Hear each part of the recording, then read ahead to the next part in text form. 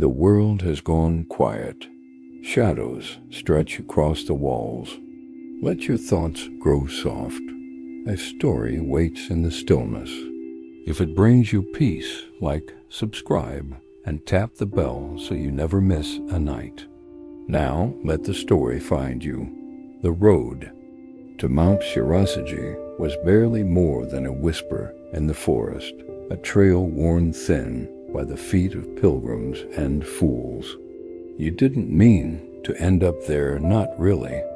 Your plan had been to stay the night at a roadside inn just outside the village of Kamasaka, but the storm had a different idea. The bus never came. Your phone had no signal, and the only direction left was up toward the mountain. You weren't dressed for hiking, especially not through a misty drizzle that turned the dirt path slick and treacherous. The trees leaned in close, their branches like fingers brushing your coat. Somewhere deeper in the woods, you swore you heard a flute, just one long note that faded into the hush of rain. You paused, unsure if it was real, but it was the old woman's voice that truly made you stop. "Are you lost, traveler?" she asked, her voice soft but unmistakable. She stood where the mist met the path, as if the fog had shaped itself into her body. Her kimono was faded and patterned with pine needles, her long gray hair braided with red threads. You nodded, breathless. "I was trying to get to Kamasaka," she smiled. "Kamasaka lies in the shadow of the mountain. You're already halfway there." You didn't question why she had no umbrella, or why her feet left no prints in the wet earth. She walked beside you like a guide, humming an old song with no words. With each step, the forest seemed less wild, more like a memory than a place. "Do you know of the mountain, Kami?" she asked suddenly. You shook your head. She glanced up the path. "He watches all who enter his domain. Those with clean hearts are left alone, those who carry sorrow. Sometimes he invites them to stay." There was something in the way she said it, like she was talking about more than a mountain spirit. You opened your mouth to ask, but she was already gone, just gone. No sound of steps retreating, no rustle. Only mist and the quiet drip of water from the trees. The village of Kamasaka appeared not long after, tucked between ancient cedars. It was smaller than you imagined, almost too still. The streets were empty, the wooden houses dark, save for a single lantern flickering outside what looked like a tea house. A bell above the door chimed as you stepped in. Warmth and the scent of roasted barley tea washed over you. A girl, maybe. Your age looked up from behind the counter. Her name tag read Aka. Her black hair was pinned up with a lacquer comb shaped like a crane. "You're soaked," she said. "You should have stayed on the main road." You tried to explain about the storm, the missed bus, the woman in the forest. She listened with an expression that hovered between sympathy and something like disbelief. "Did she say anything about the mountain, Kami?" she asked finally. You nodded. "She said he watches, that he invites the sorrowful to stay." Aka went still. Then, with careful hands, she poured you a cup of tea. "You should sleep here tonight. It's late. There's a spare room upstairs." The tea house had an old-world charmed tatami floors, paper sliding doors, and wooden beams blackened with age. In your room, you found a futon already laid out and a robe folded neatly at its foot. It was too perfect, like someone had known you were coming. You drifted into sleep quickly, lulled by the warmth and the softness of the futon. But your dreams were restless. You stood again on the mountain path, The mist curled around your feet, and in it you saw faces, some smiling, others weeping. The flute played again, but this time it came from behind you. When you turned, the forest had changed. Trees arched into impossible shapes, and in the shadows something moved, graceful, tall, with eyes that gleamed like polished obsidian. A voice, not quite human, whispered, "You've come far to forget." You woke with a jolt. The futon was still warm. Morning light filtered through the shoshi screen, but on the windowsill sat a pine needle. Red thread wound around it like a charm. You hadn't brought it in, and when you looked for Aka, the tea house was empty. No footsteps, no tea, no sign of anyone having stayed there at all. You stepped outside into the morning air, cool and still, like the world had paused in mid-breath. Kamasaka didn't look much different in daylight, small, quiet, and suspended between one moment and the next. The mist had lifted slightly, revealing low wooden roofs and narrow stone paths, but the stillness remained as if the village held its breath for something that hadn't happened yet. You walked back to the tea house door. It was unlocked. Inside, the tatami mats were clean. The air smelled faintly of incense, but there was no trace of the tea from last night. The cup you remembered holding wasn't there. No futon in your room. No sign Aka had ever been. You told yourself it was fine. Maybe she left early. Maybe this was just how small mountain villages were. Still, something tugged at your chest. That pine needle charm sat in your pocket now, warm despite the morning. Chill. Down the hill, a shopkeeper was sweeping outside a little store selling charms and rice crackers. He looked up as you approached, his lined face softening with polite recognition. "You stayed the night?" he asked. You nodded. At the tea house, his broom paused mid-sweep. Tea house? There hasn't been one of those in Kamasaka for years. Your breath caught. A girl like she offered me a room. He shook his head slowly. That place burned down 8, maybe 10 years ago. Aka was the owner's daughter. Sweet girl. She disappeared the night of the fire. You didn't answer. You couldn't. The breeze stirred the trees, and again you thought you heard the faint note of a flute. You wandered without thinking, up paths that turned into stairways, past shrines held together by moss and prayer. The villagers, when you passed them, nodded, but didn't speak. There was a weight in their silence, like they all knew something they wouldn't dare say aloud. By late morning, you stood before a weathered Torii gate, half swallowed by overgrown ferns. A small shrine sat beyond it, no bigger than a garden shed. On its roof rested a carved figure of a fox with one broken ear. Offerings lay in neat rows, tiny sake bottles, bells, paper cranes. A wooden plaque hung beside the entrance, cracked, but legible to the kami of the hidden mountain.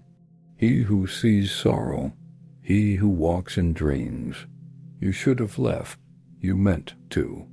But instead your fingers brushed the charm in your pocket, and you stepped through the gate. The air changed. Birdsong vanished. The light dimmed, not from clouds, but as if the world itself had taken a step backward. You placed the pine needle charm on the offering tray. The flute called again, clearer this time, and it came from deeper in the woods behind the shrine. Followed. The trail curved like a memory you couldn't quite hold. Trees closed in, not menacing, but watching. The fog returned, thicker now, and in it shapes began to move.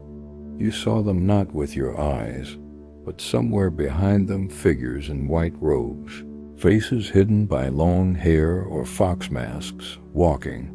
Just ahead or just behind. One turned and looked at you. A dot. She didn't speak.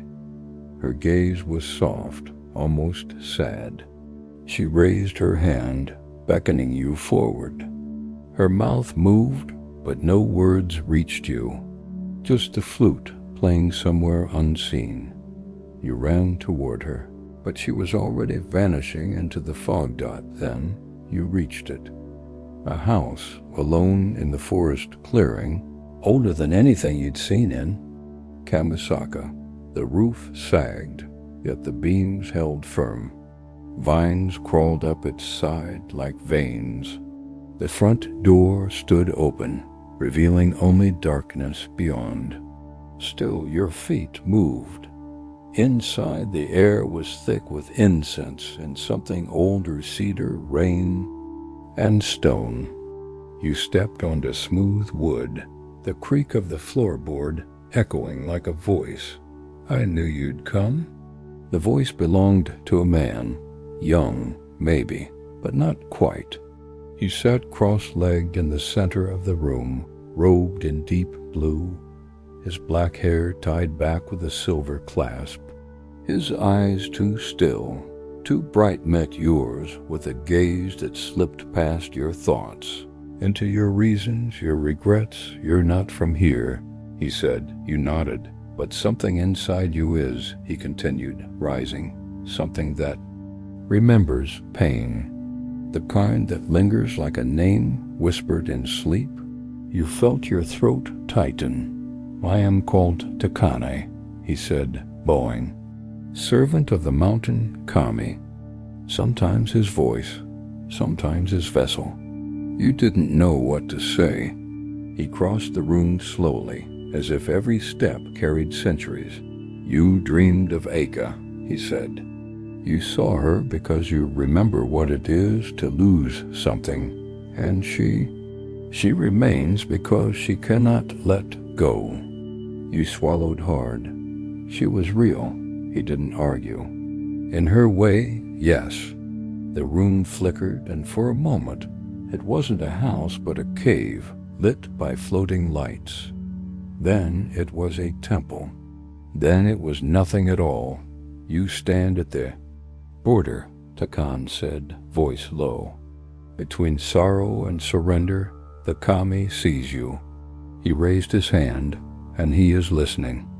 A wind passed through you, not around, but through and with it came the feeling of being unwrapped, thought by thought, memory by memory. And somewhere far above or far within, something stirred. The flute began again, and the world began to change.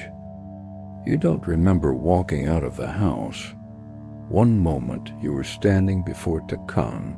The next you were drifting along a forest path with no memory of your feet touching the ground. The trees had shifted again, taller, closer, their bark dark as night and smooth as skin. Somewhere behind the mist, the mountain exhaled. You felt it, that breath not in the air but in your chest. The silence around you wasn't empty. It pulsed like a heartbeat beneath the earth, quiet but insistent. You tried to turn back to find the house, to con on anything, but the trail behind you had vanished, replaced by more mist, more shadow, and then dash footsteps. They came from just ahead, light, deliberate, not quite human. A soft laughter followed, high-pitched and strange. Like a bell rung in reverse. You froze. Out from the fog stepped a figure, a girl, no older than a teenager, in a white kimono too fine for the forest. Her face was painted like a doll, cheeks blushed, lips red, eyes lined with a delicate hand. Her long sleeves dragged along the damp ground, but she didn't seem to notice. She moved with the ease of someone dancing.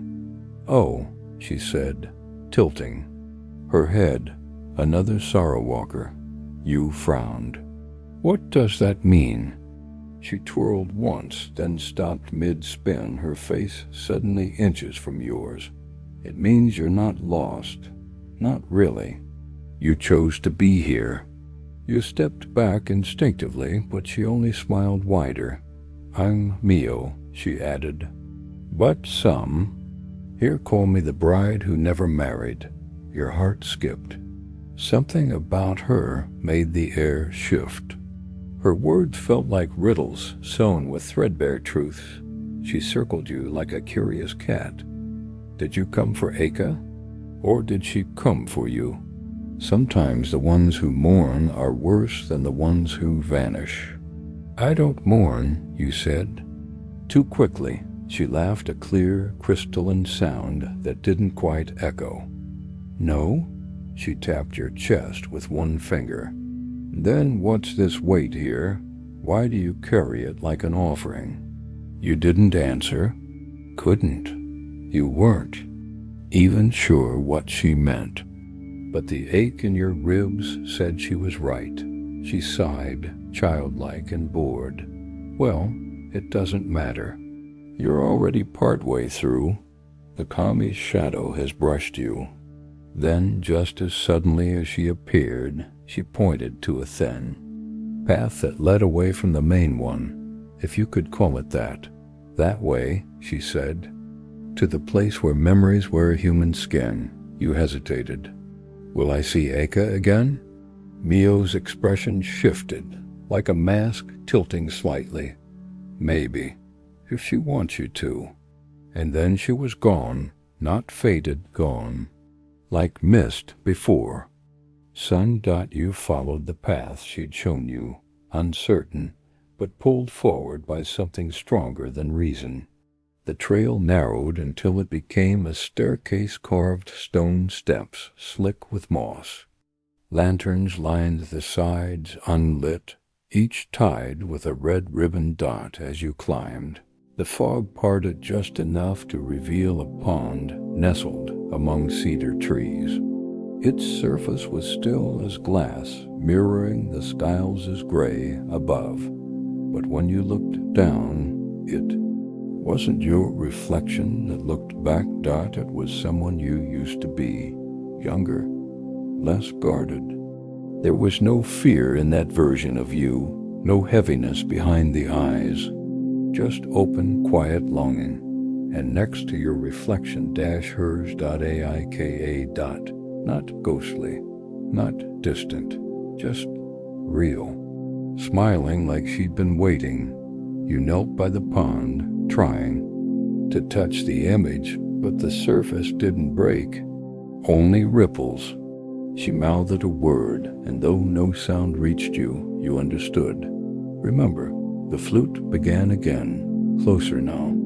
It was no longer eerie, it felt familiar, like something you'd heard long ago, when dreams were simpler and pain hadn't carved its home into your heart. You rose and followed the sound. Through the trees, another gate appeared, this one grander than the last, painted in deep crimson, with wind chimes dangling from every beam. They didn't sway, they didn't make a sound. A figure waited beneath the gate.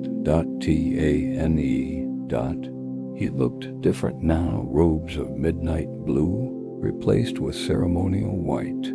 A crown of carved wood rested upon his brow, etched with cloud motifs and tiny crescent moons. "You're closer now," he said softly. "But the mountain doesn't give answers easily." You stepped toward him. "I saw her," he nodded once. "And she saw you." You opened your mouth, but before you could speak, he raised a hand. "She's part of the mountain now. Like me, like Mio, like all who came with sorrow and stayed." Stayed? He looked away for a moment, his voice low. "Some find peace. Some become part of the dream. Others..." He let the words fade. You understood. Then why am I here? You asked. He turned his gaze back to you. Because you still remember what you're trying to forget. The wind picked up. The chimes above began to ring, not in harmony, but in a pattern, like a code meant only for you. And as they did, a memory returned, not of Aka, not of Mio, of someone else, someone you left behind, and the mountain stirred. The memory surfaced like something pulled from deep, water slow, trembling, and reluctant.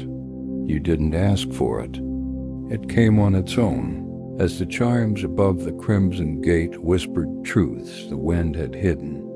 You remembered a hospital hallway, white walls, cold lights, the hush of waiting. You remembered sitting with your back against a vending machine that refused to work, a paper cup of stale coffee cradled in your hands, going cold like everything else inside you. You remembered a voice, a nurse, maybe gently telling you she didn't wake up. You didn't ask which she. You already knew. Takan watched your face closely. The kami does not summon those without sorrow.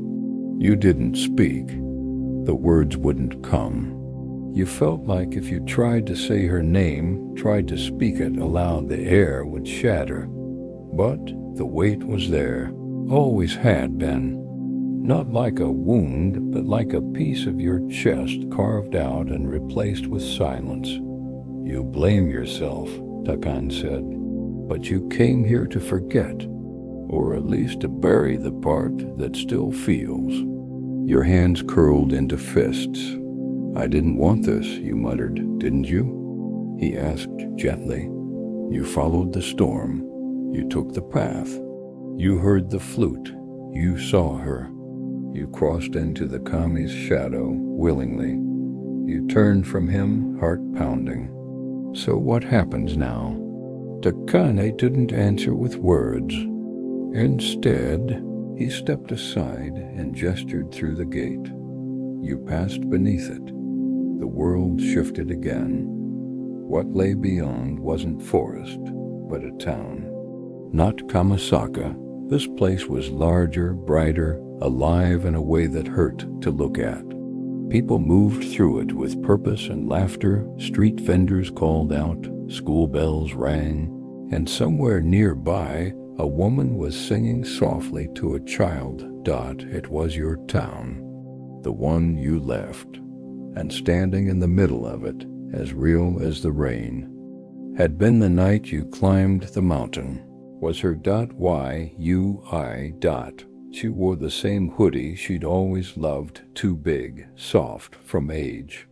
She laughed the same way, with her hand half over her mouth, like she didn't quite trust happiness to last. She turned and saw you. You couldn't move. Hey, she said. And that one word nearly undid you. You tried to speak, but all you could manage was a breath. She walked up and took your hand the way she always had, like it was nothing, like it was everything. You remember now, she said. Good. Tears welled in your eyes before you even knew why. You're not real. Maybe not, she sighed, brushing your cheek with her thumb. But neither is this place. Not entirely. You didn't ask what she meant. You didn't need to. The streets around you shimmered like reflections on water. The people blurred at the edges. You've been carrying me a long time, Yui continued. And I never asked you to. I should have. Your voice cracked. I should have seen it. You were tired. She shook her head, gentle. You loved me. That was enough. You pressed your forehead to hers, trembling. She smelled like home, like rainy Sundays and green tea and old blankets, like the life you didn't get to finish. I don't want to forget you. I know, she whispered, but you don't have to stay lost in me. You closed your eyes. When you opened them again, she was gone. The town, too, had dissolved. You stood alone in a clearing now, the last echoes of her laughter fading like mist under sunlight. Takan waited at the edge, robes rustling in wind that didn't touch your skin. "Why show me this?" you asked, voice low. "To offer you the choice," he said, "to bury your sorrow or to carry it with clarity. Is that what the mountain kami wants?" Takan smiled, faint and knowing. "He wants nothing. He simply watches. The choice is always yours." You didn't speak for a long time. The wind circled you, pulling your thoughts like fallen leaves. Then, slowly, you reached into your pocket and pulled out the pine needle charm. You held it to your chest, then knelt and placed it gently on the earth. "I'll carry it," you said, "but I won't let it bury me." The forest seemed to exhale. Takan stepped forward and touched your shoulder. "Then you're ready to go forward." You looked up. "Back to the village?" He shook his head once. "No, beyond it."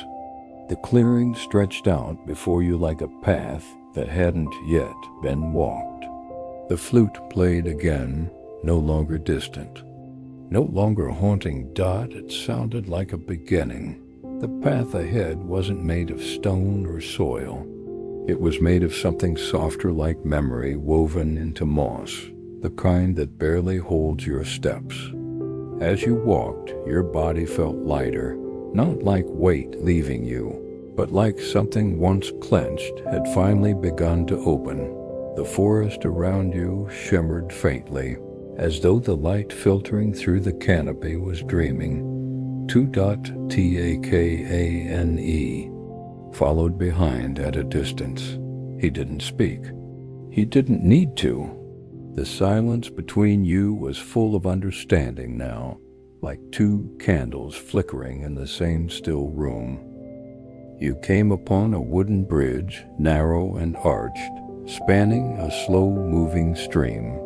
The water below was so clear it reflected not just the trees, but something deeper, the stars above, even though the sky above was still morning. And in the middle of the bridge stood Mamayo. Her white kimono had changed. Now it was streaked with black at the hem, like ash that had been brushed across it by wind. She looked older now, not in age but in presence, as if time had run through her in both directions. "You walked the path," she said. "You saw her. You nodded. She let you go," Mio continued. "That's rare." You tilted your head. "You mean Yui?" Mio smiled, but it wasn't joyful. "I meant Aka." You felt your chest stir. "I don't understand." "She wasn't trying to haunt you," Mio said. "She was trying to call you back.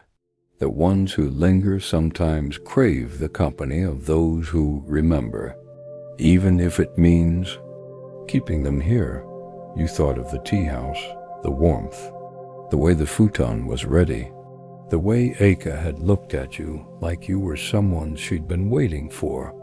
"She wanted me to stay," you murmured. Mia nodded. "But she saw something different in you. You didn't come to disappear. You came to wake up." Behind her, the forest shifted again, now filled with crimson-leafed trees, their leaves caught mid-fall and never quite touching the ground. A breeze passed through, stirring nothing but your thoughts. "You could stay," Mio said softly.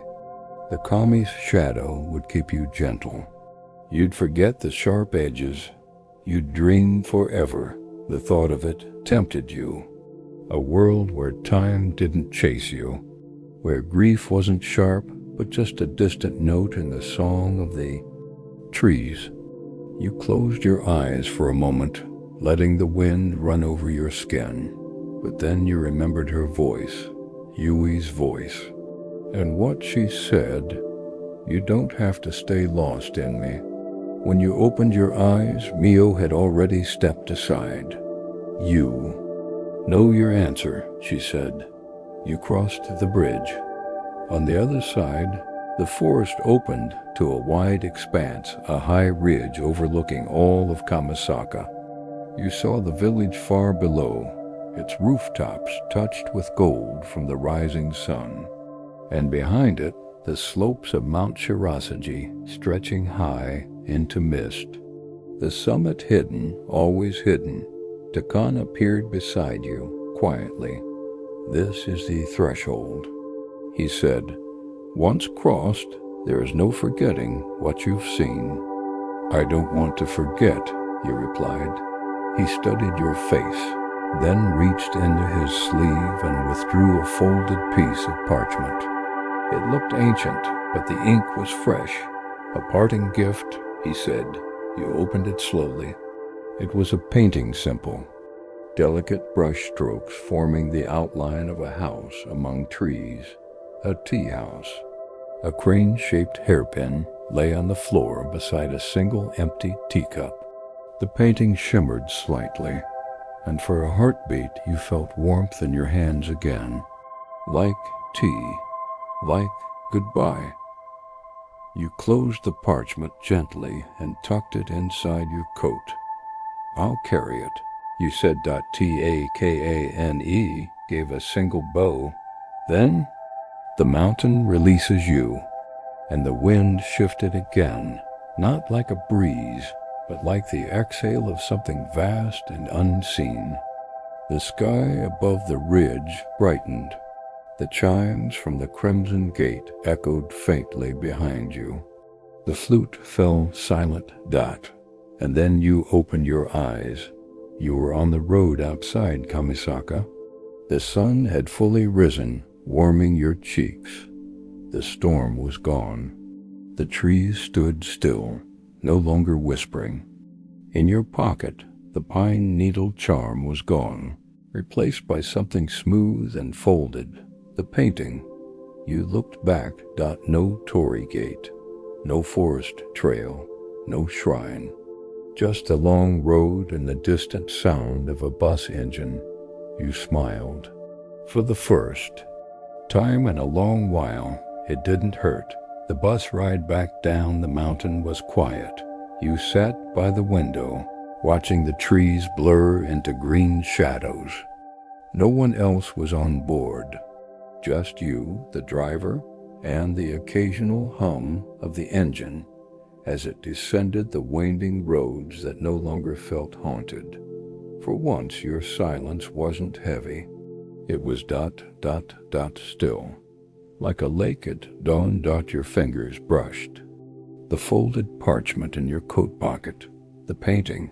You hadn't looked at it again. You didn't need to.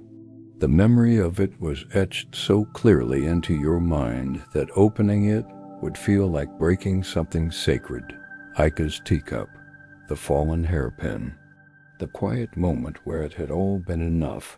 The bus driver glanced at you through the rearview mirror. "First time up there." You nodded. He chuckled softly. "People don't usually come back looking like that." You raised an eyebrow. "Like what?"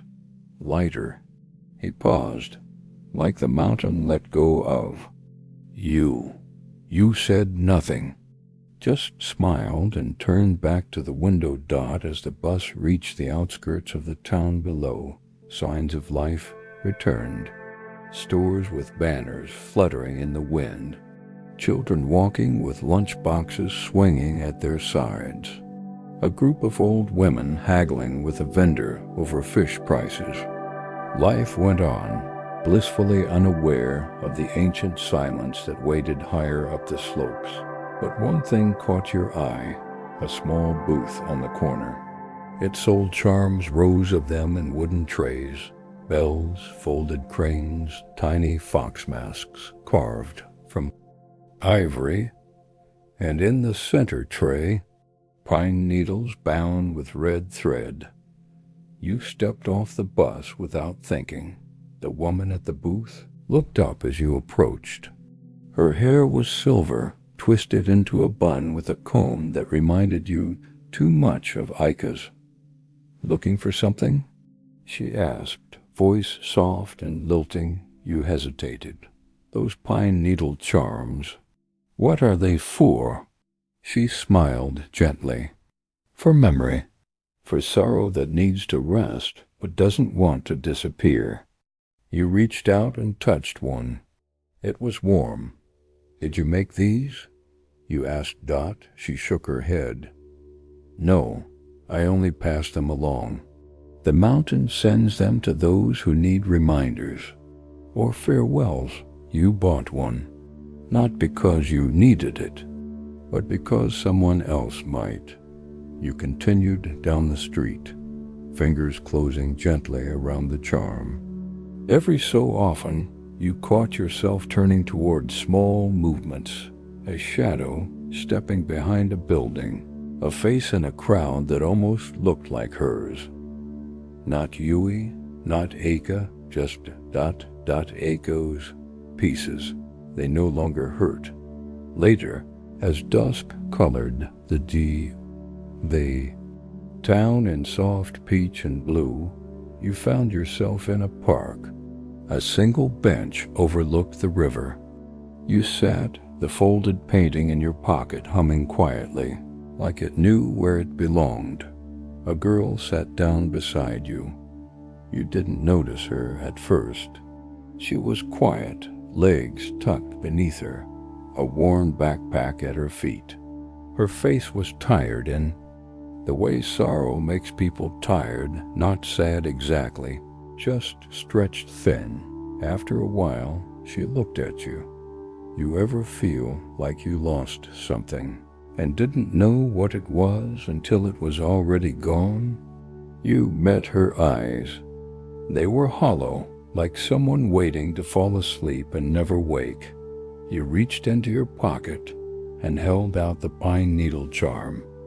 "Here," you said, "for memory, or a farewell." She took it gently. Her fingers closed around it like someone holding breath for the first time in days. "Thank you," she whispered. You didn't ask her name. She didn't ask yours, but as she stood and walked away, her steps were steadier than before. You leaned back, letting the river sing beneath the sky. Not a flute this time, just water over stone, but it held the same rhythm, the same hush between notes. The mountain was far behind you now, but its shadow had shaped something inside you, quietly, without force. Like the way wind shapes cliffs over years.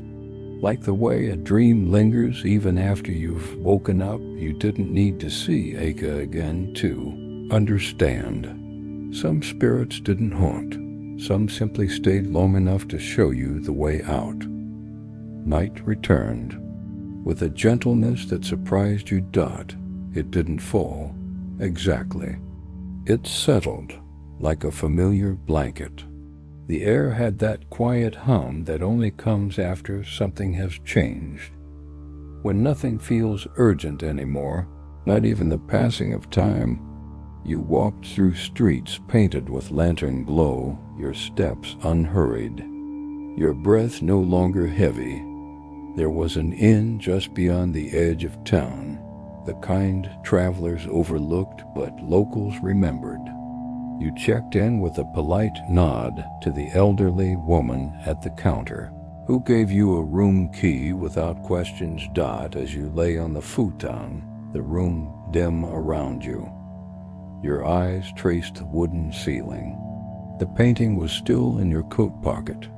You hadn't taken it out, but it pulsed there quietly, like a heartbeat. You thread back to the mountain, to Takane, to Aika, and to the part of yourself that had finally stopped hiding. You slept.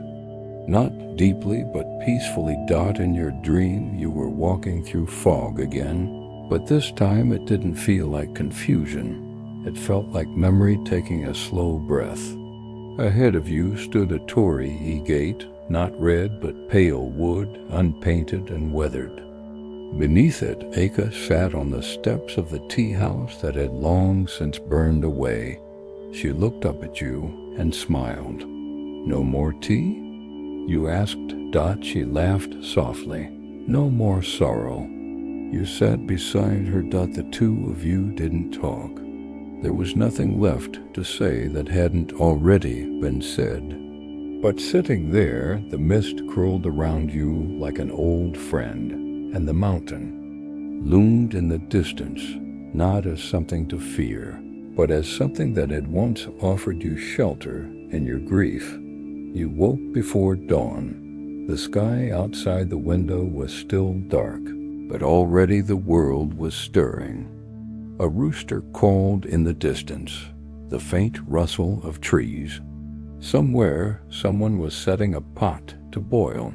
You sat up, reached into your coat, and finally opened the painting again. It hadn't changed. Still the simple strokes, a house in shadow, a hairpin, a cup. But now you saw what hadn't been there before. A figure at the door. Not Aka. Not Yui. You leaving you folded it back carefully and stepped outside. The world smelled like fresh dew and distant smoke. You followed the sound of morning, walking without any map. There was no longer a destination, only movement, only breath. At a narrow alley between two shuttered shops, you heard it again, the flute, but this time it didn't echo. It sang soft, slow, a melody that wasn't calling you back, but sending you forward, like a farewell, sung by someone who understood. You didn't need to stay anymore. You followed it until it faded. It led you to a small temple, one you didn't recognize. No tourists, no signs, just a single rope hung with bells and white paper prayers that danced in the breeze. Bowed, not for the mountain, not even for Aka, but for the part of yourself that had endured the climb and the letting go. A paper tag flitted down from the prayer rope, catching on your sleeve. You caught it before it fell. One word. Continued. You smiled, and this time you didn't feel the need to hold anything back. The sun began to rise behind you, stretching light across the rooftops. The warmth touched your back as you walked. You didn't know where the road led, but it no longer mattered. Somewhere in your pocket, the painting rested like a quiet promise. Somewhere behind you, the mountain slept. The next few days unfolded with a kind of softness you hadn't felt in years. You stayed in the town at the base of the mountain, wandering its narrow streets, sipping warm drinks from vending machines, pausing on bridges just to listen to the water. The world moved slowly here, not because it was sleepy, but because no one seemed in a rush to outrun themselves. You let it slow you. There were no more signs from the mountain. No flute, no shifting mist, no spectral glimpses of Ika at corners or in reflections. Even the pine needle charms at the vendor's booth were gone, replaced with mundane souvenirs, plastic keychains, and wind chimes shaped like cartoon animals. For a moment, you wondered if the whole thing had been imagined, but when your fingers brushed the folded painting in your pocket, you felt its quiet truth. It was still warm, still real, like a small ember you'd carried back from a sacred fire. One morning, while waiting for the local train, you sat on a bench beside a man reading a newspaper. He was humming an old folk tune, something wordless but familiar. The melody curved into your ears, and for the first time in a long while, you found yourself humming along, He looked up and chuckled. Didn't think anyone still remembered. That one, you shrugged. Maybe I heard it somewhere. He smiled but said nothing else, just returned to his paper, as if he understood that some songs come from places words can't quite reach. Later that evening, you found a small stationery shop.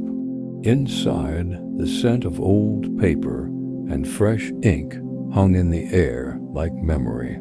You bought a simple journal, unlined pages bound with red thread, and sat by your inn's window, writing for the first time in what felt like forever. You didn't write about the mountain, not directly, but the pages filled anyway with images, with echoes, the sound of Aka's laughter, the way Mio danced through the fog, the soft hush of Yui's voice when she whispered goodbye. You wrote not to remember, but to honor. There was a comfort in putting it down, not to be read, not to be shared, just to give those memories a place to rest outside your body. One afternoon, you climbed a small hill outside town. It wasn't part of Mount Shirasagi, but from its peak, you could see the faint outline of its slopes in the distance. Cloud-draped, ancient, silent. You sat on a stone bench beneath a cherry tree. The blossoms hadn't bloomed yet, but the buds were beginning to stir. A breeze moved through the branches. You closed your eyes and listened, and there it was, faint and far away, the flute. Just a single note, so soft it might have been imagined. But you smiled anyway, not because you missed it, but because it no longer followed you. That night, you packed your things. Tomorrow, you would leave, not because you needed to, but because it felt right. The town had held you long enough. The mountain had offered its silence. The kami had asked nothing, and still given you something sacred, space to breathe again. Before bed, you opened the painting one last time, but something had changed. The tea house in the picture no longer sat alone. Now, in the background, distant and small, a second figure stood by a gate, hair braided with red thread, a hand raised in quiet farewell. You touched the image lightly, letting your fingers rest there. "Thank you," you whispered. You folded the painting, placed it gently in your bag, and turned out the light. Sleep came quickly, and for once your dreams were quiet, here within you. Peace had finally made a home. The train pulled away from the small town just after dawn. You sat by the window again, watching as the rooftops receded, their shapes soft in the morning mist. Fields stretched out beyond them, gold and green and wide open. Mount Shirasagi, towering in the distance, faded gently into the sky behind you. It no longer looked mysterious, just familiar, like a face you once knew in another life. You didn't feel the need to turn back. In your lap, the red thread-bound journal sat closed. You'd filled several pages before sunrise, some with words, others with drawings. Not of spirits or shadows, but of teacups, hairpins, the curve of a bridge, the hem of a kimono brushing along the forest floor. None of it was perfect. None of it needed to be. A conductor passed by and nodded politely. You nodded back. Outside, the window, the landscape changed. Villages gave way to towns, then to scattered cities. And with each passing station, a quiet kind of lightness grew in your chest. Not excitement, not anticipation, something closer to permission. You stepped off at a transfer station several hours later. There were more people now, suitcases rolling, announcements echoing overhead, families reuniting. The scent of curry bread and coffee drifted through the air. You wandered through it all, not lost, just unhurried. Near the entrance, you found a small post office. You walked in and stood in line behind an elderly man mailing a package wrapped in brown paper. When it was your turn, you asked for a plain envelope. Inside, you placed the folded painting. You didn't write a return address, only the recipient's name. To Aka, the clerk accepted it without question. Perhaps she thought it was symbolic, a farewell letter to someone gone. She wasn't. Wrong. You stepped outside and felt the wind move through your hair. You didn't cry. You didn't ache. You just stood there and let the moment pass, like a tide rolling over sand, inevitable and gentle. Later that day, you checked into a modest hotel near the city. Its walls were thin, the furniture unremarkable, but the window faced west, and when the sun began to fall, the whole room glowed. You ordered a simple meal and ate in silence, letting the quiet fill the spaces that grief had once occupied. That night, as you stretched out on the bed, you noticed something strange. You no longer feared sleep. It didn't feel like escape anymore. It felt like rest. You dreamed again, not of mountains, not of spirits. This time you walked along a path beneath blooming cherry trees. The petals fell around you like soft rain, and though you walked alone, the world didn't feel empty. It felt whole. Ahead, a river flowed, silver in the moonlight. You sat beside it, dipping your fingers in the water. No voice called to you. No figure waited in the mist. Just the stars and the sound of your own breath. And in the water, a reflection. Yours. Whole, present.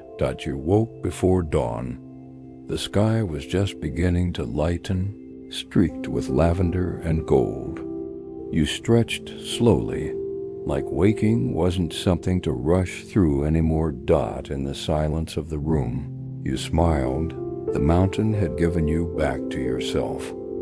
Not changed, not fixed, just returned. And sometimes that was enough. The morning light crept gently through the window, painting the room in soft gold. You sat quietly on the edge of the bed, feeling the stillness settle inside you like a gentle tide. There was no rush to rise, no urgency to fill the day with noise or distraction. For once, you allowed yourself to simply be. Outside, the city stirred distant sounds of footsteps, the low murmur of voices, the faint hum of traffic. But here, in this quiet room, the world felt vast and calm. You reached into your bag and carefully pulled out the folded painting one last time. The paper was worn at the edges, the brush strokes delicate but vivid. You unfolded it slowly, letting the image rest in your hands. The tea house stood peaceful among the trees, the figure of a person walking away toward the horizon, small but certain. A deep breath filled your lungs. You traced the painted path with your finger, imagining the soft rustle of leaves, the whisper of the flute in the distance, the comforting weight of memories held gently, not tightly. This journey, the mountain, the spirits, the sorrow had changed you, not by erasing the past, but by inviting you to carry it differently, to walk forward with the echoes, not burdened by them. You folded the painting carefully, slipping it into the pocket of your coat. You stood and moved to the window, watching as the city came alive beneath the morning sky. The future was uncertain, full of paths unseen and moments yet to be lived. But for the first time in a long while, you felt ready. The mountain's shadow was behind you now, but its quiet presence remained a gentle guide in the stillness. You smiled softly, and with that you stepped into the day. Some stories stay with youth long after the words fade. Let this one rest beside you. Sleep deeply, and if it returns in your dreams, perhaps it was never truly gone.